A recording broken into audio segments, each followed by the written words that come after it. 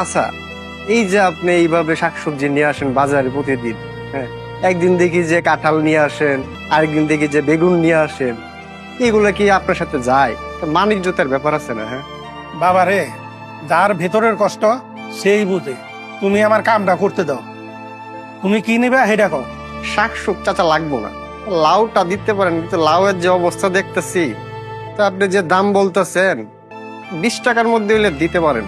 বাবা রে, লাউটা 25 টাকাই দাও। গাছে থেকে কষ্ট করে ফিরা নিয়ে আসবে। আমার যে একটা পরিশ্রম, ওই পরিশ্রমের মূল্যটা অন্তত দাও। আচ্ছা দেন।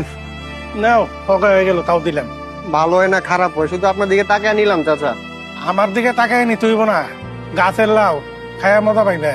আচ্ছা ধরেন। আব্বা জমি থেকে শাক তুলা কাঁধে কইরা বাজারে নিয়ে গিয়ে বিক্রি করতো। তুমি কি পারতা না? কও, তুমি কি পারতা না?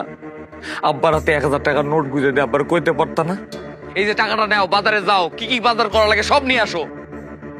কই, তোমার সামনে তো আব্বা যাইতো, তোমার সামনে আব্বা জমি থেকে শাক তুলা বস্তায় ভইরা মাথায় কইরা বাজারে নিয়ে গেছে। কাছাকাছি থাকলে কাছের মানুষ হওয়া যায় না। কাছের মানুষের দায়িত্ব পালন না করলে, তার খোঁজ না রাখলে, সেই মানুষটা কখনো কাছের মানুষ হয় না। আর যে কাছের মানুষ কাছাকাছি থাকার পরও দায়িত্ব পালন করে না, তার খেয়াল রাখে না, সে হয় সবচেয়ে বড় পথ। মামা, বড় ভাই মনে করে সে বাবার অনেক বড় দায়িত্ব পালন করে ফেলছে, কিন্তু সে ভুলে গেছে যে বাপের সাথে যে দায়িত্বটা পালন করছে সেটা আসলে বড় ভাইয়ের দায়িত্ব না। কাছের প্রতিবেশী আরেক প্রতিবেশীর প্রতি যে দায়িত্ব পালন করে সেই দায়িত্ব পালন করছে। বাবার প্রতি দায়িত্ব সে কখনোই পালন করে না। কারণ সে যদি বাবার প্রতি দায়িত্ব পালন করত, তাহলে আমার আব্বা জীবনে কোনোদিন এই ঠাডা রোদের মধ্যে হাঁটতে হাঁটতে মরে যেত না।